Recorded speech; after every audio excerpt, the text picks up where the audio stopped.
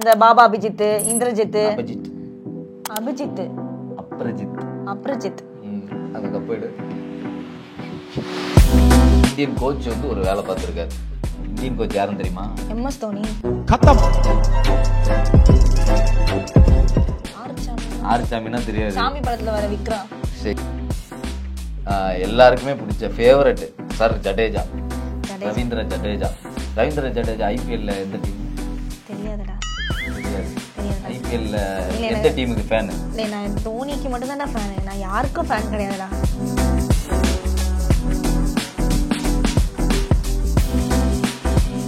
Welcome to பி நெட்டி episode 2. நான் உங்க விஜய் சஹானா. இன்னைக்கு யூனோவோட ஸ்டார்ட் பண்ண போறோம். சரி சொல்லுப்பா. இருமா யூனோ வை நீனு. அப்புறம் பேசும்போது யூனோ விளையாடிட்டே மறந்துடுவேன் நான். அதனால இப்பவே சொல்றேன். சரி, விஷயத்துக்கு வா. இன்னைக்கு எதை பத்தி பேச போறோம் அப்படின்னா, இந்தியன் டொமஸ்டிக் கிரிக்கெட் டோர்னமெண்ட்ல வந்து ஒரு டிராஃபி நடக்குது. அதை பத்தி தான் பேச போறோம். துலீப் டிராஃபி. துலீப் டிராஃபியா? இதெல்லாம் புதுசா இருக்கே. இது புதுசாலாம் இல்லை. இது வந்து துலீப் டிராஃபி கிட்டத்தட்ட 1961 இருந்து நடந்துட்டு தான் இருக்குது. ஓகேவா? துலீப் டிராஃபியோட ஃபர்ஸ்ட் ஸ்பான்சர்ஷிப் யாருன்னா IDFC பேங்க். அவங்களோட ஸ்பான்சர்ஷிப்ல தான் ஃபர்ஸ்ட் துலீப் டிராஃபி ஆரம்பிச்சது. ஸோ துலீப் டிராஃபின்னு பேர் வந்தது எப்படி அப்படின்னா, இந்த துலீப் சிஞ்சி அப்படின்னு ஒரு ஃபார்மர் கிரிக்கெட்டர் இருக்காரு. அவரோட பேர் வச்சு தான் துலீப் டிராஃபி அப்படின்னு ஆரம்பிச்சது. இப்போ வந்து ரஞ்சி டிராஃபினா ரஞ்சித் சிஞ்சின்னு ஒருத்தர் இருப்பார்ல, அவரோட பேர் வச்சு ரஞ்சி டிராஃபி அப்படின்னு வந்தது. அது மாதிரி தான் துலீப் டிராஃபி வந்தது. ஓகேவா? ஸோ சையத் முஸ்தக் அலி டிராஃபி, ரஞ்சி டிராஃபி, இதோட வரிசையில் வந்தது தான் துலீப் டிராஃபி. இந்த புஜ்ஜி பாபு டிராஃபி விட்டுட்டியே. ஓ ஆமாம்ல, புஜ்ஜி பாபு டிராஃபி நீவே கேள்வி கேட்குறியா? சரி, சையத் முஸ்தக் அலி டிராஃபி என்னன்னு தெரியுமா? இல்ல, தெரியாதுப்பா. தெரியாது. சையத் முஸ்தக் அலி டிராஃபி எதுக்கு வைப்பாங்கன்னு சொல்லு. எதுக்கு வைப்பாங்க? கிரிக்கெட் விளையாட வைப்பாங்க. கப்பேடு அட்ஜஸ்ட் பண்ணு. உமன் தெரியுதா? தெரியுது. சரி சொல்லு. என்ன சொல்லு, கோவம் வருதா? இங்க பாரு, சையத் முஸ்தக் அலி டிராஃபினா அது வந்து 20 ஓவர்ல ஒரு டொமஸ்டிக் கிரிக்கெட் லீக். அதாவது டொமஸ்டிக் பிளேயர்ஸ் வச்சு விளையாடுவாங்க. அதுல யார் நல்லா விளையாடுறாங்க அப்படின்றத இன்டர்நேஷனல்ல வச்சு விளையாடுவாங்க. இதுதான் வந்து சையத் முஸ்தக் அலி டிராஃபி. நானும் பாத்திருக்கேன்ப்பா. சையத் முஸ்தக் அலி டிராஃபினா இந்த பாபா அபிஜித், இந்திரஜித், அப்ரஜித். அந்த கப்பேடு. உமன். ஒழுங்கா சொல்லுங்க. இப்போ ஒழுங்கா சொல்லுங்க மேடம். பாபா அபிஜித். அந்த கப்பேடு. மறுபடி சொல்லு. பாபா அப்ரஜித், இந்திரஜித், ஜெகதீஷ் நாராயணன் விளையாடுவாங்க. ஜெகதீஷ் நாராயணன் கப்பேடு. நாராயணன் ஜெகதீசன். சொல்லு. நாராயணன் ஜெகதீஷன். ஓகே. இவங்க எல்லாம் என்ன விளையாடுவாங்க? கிரிக்கெட் விளையாடுவாங்க. எங்க விளையாடுவாங்க? டொமஸ்டிக் மேட்ச்ல. அவங்க எல்லாம் டொமஸ்டிக் மேட்ச்ல மட்டும் தான் விளையாடுவாங்க. இன்டர்நேஷனல் மேட்ச்ல அவங்களால விளையாட முடியாது. ஏன்? அது வந்து அது ஒரு இப்ப பாலி டெக்னிக்.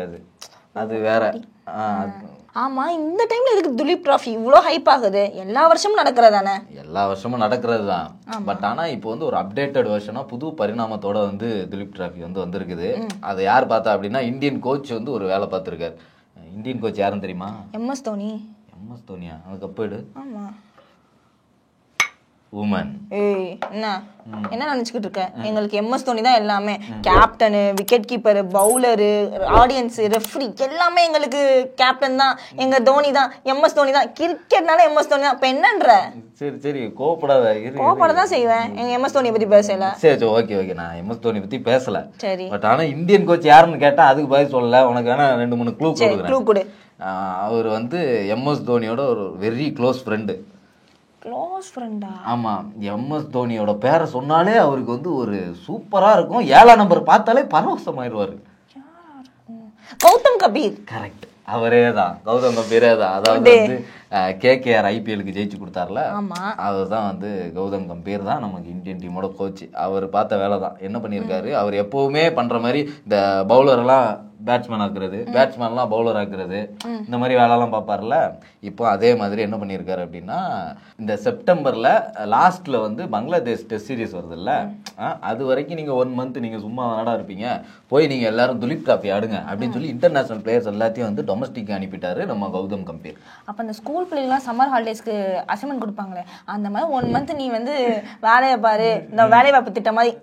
1 மந்த் வேலை இல்லை, அதனால வேலை வாய்ப்பு திட்டம் அப்படின்னு சொல்லி அனுப்பிட்டாரு. அதேதான் சொன்னீங்க. அப்போ வந்து துலீப் டிராஃபில வந்து இந்த ரோஹித் சர்மா, விராட் கோலி, பும்ரா, என்னோட ஃபேவரட் ஹர்திக் பாண்டியாலாம் விளையாடுவாங்களா? என்னடி சொல்ற? நீ என்ன சொல்ற? ஹட்டேக் பண்ணியால விளையாடுவாங்களா? என்னடி சொல்ற? அவங்கெல்லாம் விளையாட மாட்டாங்க. அவனுக்கு எல்லாம் வந்து சீனியர் பிளேயர்ஸ் இல்ல, அதனால ஸ்பெஷலா அவங்களுக்குலாம் ரெஸ்ட், மற்றவங்களுக்குலாம் டெஸ்ட், இவருக்கு ரெஸ்ட். டெஸ்ட் ரெஸ்ட் ரைமிங்கா இருக்கா? நல்லா இருக்குல்ல? நல்லா இருக்கு. அப்ப இந்த ரோஹித் சர்மா விராட் கோலி மாதிரி சும்மாவே இருக்கலாம், ஒர்க்கே பார்க்க தேவையில்ல, சம்பாதிக்கலாம் நல்லா. என்ன அவங்க எல்லாம் இந்தியன் டீமுக்கு ஏதாவது பண்ணியிருக்காங்க, ஓகே, அதனால அவங்களுக்கு ரெஸ்ட் கொடுக்கலாம், எல்லாம் ஓகே, பிரச்சனை இருக்காது. நீ என்ன பண்ணியிருக்க? நீ இந்த கம்பெனில ஒர்க் பண்ணியிருக்கேன், இந்த கம்பெனிக்காக நீ என்ன பண்ணியிருக்க? இந்த கம்பெனியோட ஆங்கர்டா. ஆங்கரா நீங்க? ஆங்கர் நான் தான் ஆங்கர். அதெல்லாம் சொன்னியா? இரு வரேன். இந்த கம்பெனிக்காக என்ன பண்ணியிருக்கேன்னு பாக்குறேன். i1 ஸ்போர்ட்ஸ்க்கு இன்னும் சப்ஸ்கிரைப் கூட பண்ணல நீனு.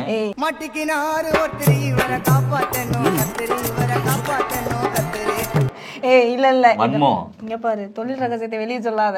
கம்பெனில சம்பளத்தை கம்மி பண்ணிடுவானுங்க. உனக்குலாம் சம்பளமே கொடுக்க கூடாது. அப்ப இந்த துலீப் டிராஃபினாலே ஜோனா தான் நடக்கும். நார்த் ஜோனு, சவுத் ஜோனு, இது எப்படி நடத்துவாங்க? இந்த வாட்டி வந்து ஜோனா கிடையாது, நார்த் ஜோன் சவுத் ஜோன் அப்படி கிடையாது. இந்த வாட்டி அதே வந்து 4 போர்ஷனா பிரிச்சுட்டாங்க. 4 போர்ஷனா? நம்ம 4 டீம்னு வையேன், பிரிச்சு 4 டீம் ஆக்கிட்டாங்க. Team A, team B, team C, team டின்னு ஒரு 4 டீம். அப்ப இந்த 1 மந்த் ஃபுல்லா துலீப் டிராஃபி மேட்ச் தான். இந்த 1 மந்த் ஃபுல்லா துலீப் டிராஃபி கிடையாது, அதுக்கப்புறமும் நடக்கும்.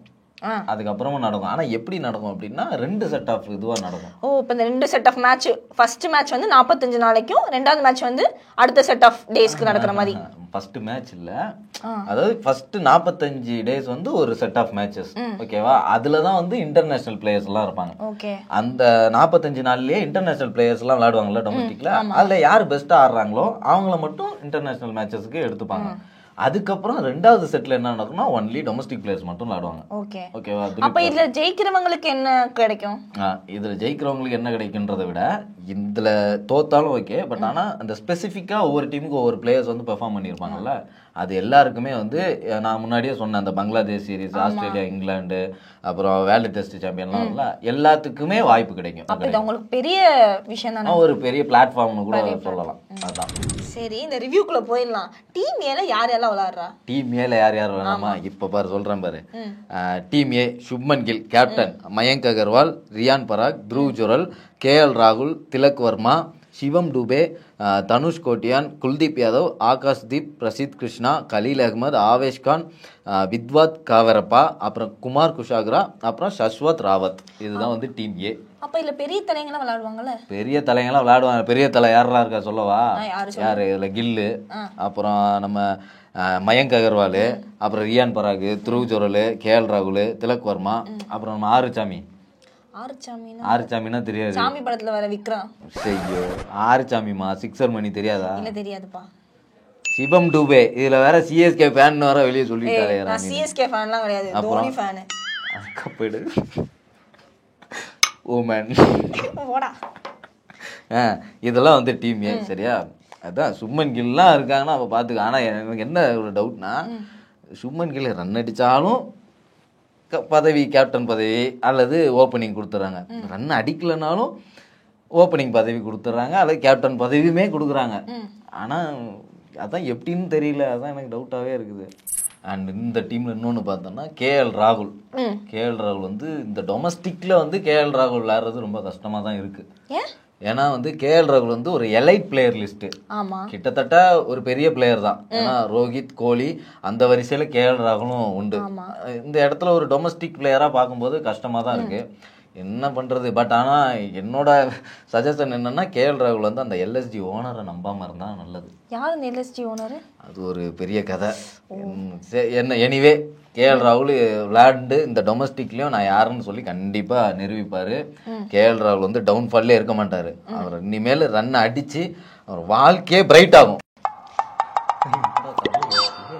நீ சொன்னது யாருக்கு பிடிக்குதோ இல்லையோ, ஈபி காரனுக்கு பிடிக்கல, அதனால கரண்ட் போயிருச்சு. ஐயோ என்னடா இது. A few moments later.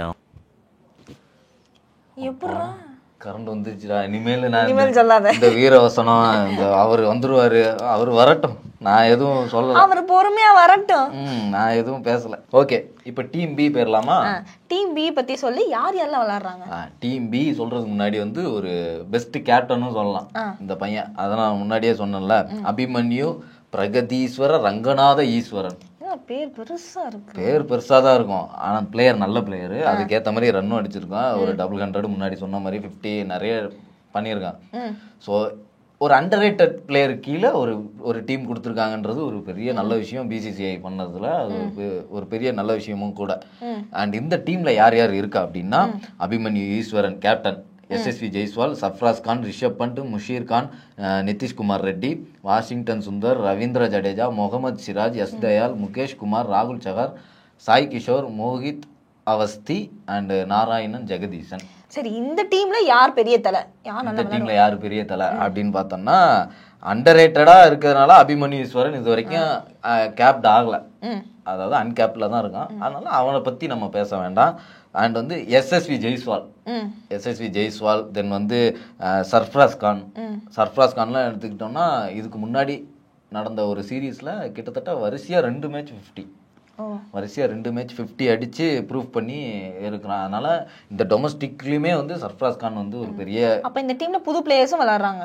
புது பிளேயர்ஸும் விளையாடுறாங்க. லைக் யார், நம்ம சாய் கிஷோர்லாம் வந்து ஐபிஎல், அதுக்கப்புறம் சையத் முஸ்தக் அலி டிராஃபி, இந்த மாதிரி சின்ன சின்ன டிராஃபில விளையாண்டு தான் பார்த்துருக்கோம். இப்போ இந்த டொமஸ்டிக்ல இந்த டிராஃபில நல்லா விளையாண்டா இன்டர்நேஷனல்ல வாய்ப்பு இருக்கு. ஸோ அதை மாதிரி பெரிய தலைங்கன்னு பார்த்தா அடுத்து வந்து ரிஷப் பண்ட், அதுக்கப்புறம் நிதிஷ்குமார் ரெட்டி. ஐபிஎல் அந்த பையன் சூப்பராக ஆடினா எஸ்ஆர்ஹெச்சுக்காக. ஸோ ஆனால் இப்போ இன்ஜுரியாக இருந்திருக்கு, அதனால விளையாடுவாங்களா என்னன்னு சொல்லி ஒரு டவுட்லேயே தான் இருக்குது. அண்ட் வாஷிங்டன் சுந்தர் டெஸ்ட் மேட்சுக்கு one of the best find என்ன கேட்டால். அதாவது இங்கேருந்து வந்து இப்போ பாகிஸ்தான் தீவிரவாதிகள்லாம் இந்தியாவை வந்து கடத்தி வச்சிருப்பாங்க, அப்போ வந்து விஜயகாந்த் வந்து காப்பாற்றுவார்ல லாஸ்ட்ல வந்து, அது மாதிரி எல்லா மேட்ச்லேயும் வந்து வாஷிங்டன் சுந்தர் இருந்தால் வந்து கண்டிப்பாக காப்பாற்றுவான். அதனால முடிஞ்ச அளவுக்கு வாஷிங்டன் சுந்தர் வந்து கண்டிப்பாக காப்பாற்றுவார். அந்த மாதிரி ஒரு பிளேயர். ஹீரோ அடிச்சக்கப்புறம் 3 அடிக்கு அப்புறம் நான் திருப்பி அடிப்பேன். அதேதான் கடைசி வரைக்கும். ஆனா நின்று தாக்கு பிடிப்பாங்கல்ல, அதுதான் வாஷிங்டன் சுந்தர். அப்புறம் எல்லாருக்குமே பிடிச்ச ஃபேவரட் சர் ஜடேஜா, ரவீந்திர ஜடேஜா. ஐபிஎல்ல எந்த டீம் தெரியாது. ஐபிஎல்ல எந்த டீமுக்கு ஃபேன்? நான் தோனிக்கு மட்டும் தான் ஃபேன், நான் யாருக்கும் ஃபேன் கிடையாதுடா. ஐயோ சரி, தோனி எந்த டீமுக்கு ஆடுறாரு? ஐபிஎல் சிஎஸ்கேக்கு. கரெக்ட்டா? அது மட்டும் தான் தெரியும். அது மட்டும் தான் எனக்கு தெரியும். இந்த 20 ரூபா இந்த ரிமோட் போன் உண்டு, தேவுடா. அதுக்கப்புறம் வேற என்ன பாட்டு? கண்ணும் நோக்கியா. தேவுடா ஏழுமலை தேவுடா. அது என்ன சொன்னதை சொல்லுமோ அதேதான் நீ சொல்றது. அப்படி போடு அப்படின்னு இந்த பாட்டுல வரும். அவ்வளவுதான்.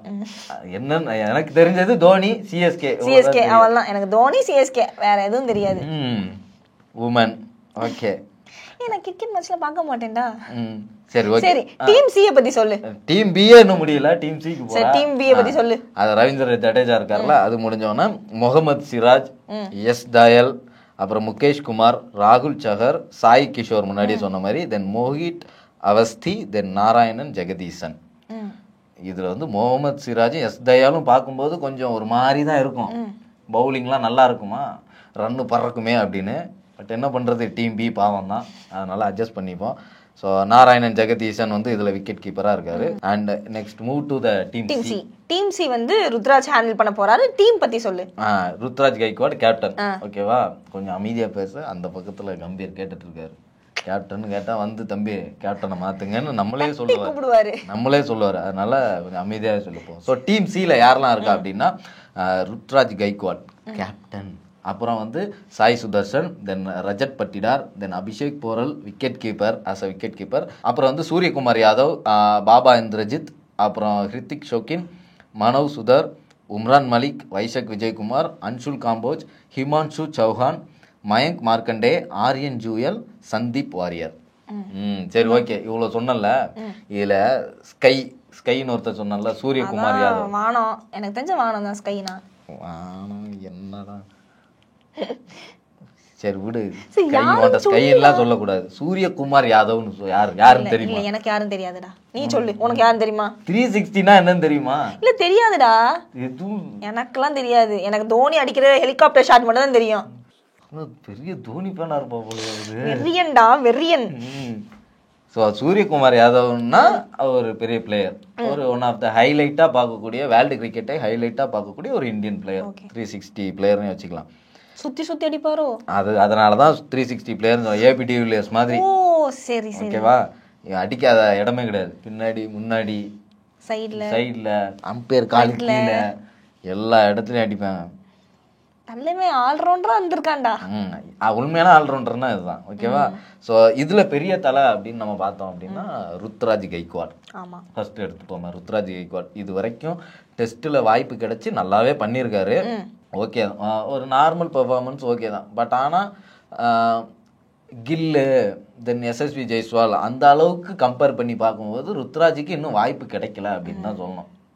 அப்கமிங் பிளேயர் தானே. அப்கமிங் பிளேயர்லாம் இல்லை, ருத்ராஜுமே ஒரு ஃபவுண்டான பிளேயர்னு தான் பார்க்குறேன். ஏன்னா ஆல்ரெடி அவங்கள பிக் பண்ணிட்டாங்க.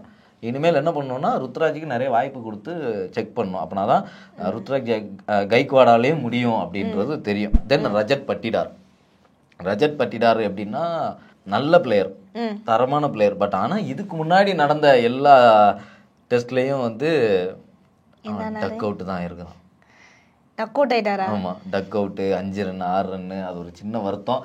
ஐபிஎல்னா அடிக்கிறாங்க பொழக்குறாங்க, டொமஸ்டிக்னா அடிக்கிறாங்க பொழக்குறாங்க. டவுட்டா, டொமஸ்டிக்ல அடிக்கிறாருன்னா இன்டர்நேஷனல் அடிக்க மாட்டாரு. அதுதான் தெரியல. டொமஸ்டிக்ல ஐபிஎல் நல்லாவே ஆர்சிபிக்கும் நல்லாவே லேண்டு கொடுக்குறாரு. அதுவும் இல்லாம டொமஸ்டிக்லயும் 100 200 அடிச்சிருக்கிறாரு. ஆர்சிபிக்கு 50 தான் அடிப்பாரு. 50 விட்டு தாண்டவும் மாட்டாரு, கம்மியாகவும் மாட்டாரு. டீம் டி பத்தி சொல்லு. டீம் டி ல யார் யாரெல்லாம் விளையாடுறா? ஸோ ஃபர்ஸ்ட் நான் டீம் டி சொல்லிடுறேன். டீம் டி ல Shreyas Iyer captain, Atharva Taide, S Dube, Devdutt Padikkal, Ishan Kishan as a wicket keeper, அதுக்கப்புறம் ரிக்கி புய், அதுக்கப்புறம் ஷாரன்ஸ் ஜெயின், அப்புறம் அக்ஷர் பட்டேல், ஹர்ஷதீப் சிங், ஆதித்யா தக்காரே, அப்புறம் வந்து ஹர்ஷித் ராணா, துஷார் தேஷ்பாண்டே, அப்புறம் ஆகாஷ் செங்குப்தா, அப்புறம் KS Bharat as a wicket keeper, அதுக்கப்புறம் சௌரப் குமார். இந்த டீம்ல பேர் மட்டுமே குழப்பமா இருக்கே, வாய்க்குள்ளே நுழையலையே. டீமு பேர் குழப்பமா இருக்கலாம், உள்ள இருக்க ஆளும் குழப்பமா தான் இருக்காங்க. 2 பேர் யாருன்னு சொல்லவா? ஸ்ரேயஸ் ஐயர், இஷான் கிஷன். நான் ஃபர்ஸ்டே சொன்னல எங்க போல ஒண்ணு போல சுத்துவாங்க. நான் அது மாற்றான் பிரதர்ஸ். கிரிக்கெட்ல ஒரு மாற்றான் பிரதர்ஸ். ஸோ இதுல யார் யார் பெரிய தலைங்க அப்படின்னு பார்த்தா ஸ்ரேயஸ் ஐயர். அப்கோர்ஸ் ஸ்ரேயஸ் ஐயர் டெஸ்ட் கிரிக்கெட்ல சூப்பராகவே பண்ணியிருக்காரு இது வரைக்கும். கிட்டத்தட்ட இறங்கி எல்லா மேட்சுமே வந்து தன்னால முடிஞ்ச அளவுக்கு டீமுக்கு கான்ட்ரிபியூட் பண்ணியிருக்காங்க கண்டிப்பா. ஆனா என்ன ஒரே ஒரு மைனஸு, ஷார்ட் பால் போட்டால் ஆள் காணாமல் போயிடுறாங்க. அது ஒன்று தான் ஒரு மைனஸ் இருக்குது. அப்புறம் பெரிய தலைனா இஷான் கிஷன். அதனால் இஷான் கிஷன் கிடைக்குமா அப்படின்றது அவரோட பெர்ஃபார்மன்ஸ் வச்சு தான். அதனால தான் இவ்வளோ ஹைப்பாக இருக்குது இந்த மேட்ச். எஸ். அதுக்கப்புறம் பெரிய பிளேயர்னு பார்த்தா ஹர்ஷதீப் சிங்கு, அக்ஷர் பட்டேலுக்கும் ஜடேஜாவுக்கு மட்டும்தான் அந்த 2 பேர், ஜடேஜா அக்ஷர் பட்டேல் 2 பேருமே கிட்டத்தட்ட left arm orthodox bowlers. So அதனால 2 பேர்த்துல தான் போட்டி அதிகமாக இருக்கும். ஜடேஜாவுக்கு ஒரு பேக்கப்பாக கூட அக்ஷர் பட்டேல் எடுத்துகிட்டு போக வாய்ப்பு இருக்கு. இன்னொன்று வந்து Arshdeep Singh left arm bowler. இது வரைக்கும் இந்தியன் டீம்ல லெஃப்ட் ஆர்ம் பவுலர்னா கலீல் அகமது, அதுக்கு முன்னாடி பார்த்தோம் கலீல் அகமது, அதுக்கப்புறம் Arshdeep Singh far better then Khaleel Ahmed. ஏன்னா வந்து ஸ்விங்கு எல்லாமே அதில் உண்டு. அதனால எனக்கு தெரிஞ்சு Arshdeep Singh one of the best. So இதெல்லாம் கொஞ்சம் பெரிய தலைங்க டீம் டியில். டீம் டி அண்ட் டீம் சின்றது கொஞ்சம் டல்லாக தான் இருக்குது. நம்ம எப்படி பெர்ஃபார்ம் பண்றாங்கன்னு. ஆமாம், நம்ம டீம் ஏ பி கூட கம்பேர் பண்ணும்போது டீம் சி அப்போ செலக்ட் ஆகிறவங்க இன்டர்நேஷனல் மேட்ச்ல விளையாடுவாங்க. International match. ஸோ இதுதான் வந்து துலீப் டிராஃபி. சரி ஓகே, இப்போ யூனோ விளையாடலாமா? சரி விளையாடலாம். ஆசிஸ் பேட் இல்லாமல் நல்லா குளிக்கி விட்டு போடு. ஆசிஸ் பேடு யூனோல ஆசிஸ் பேடு. ஆமா, அந்த கப்பேடு ஏண்டா திருப்பி விமன்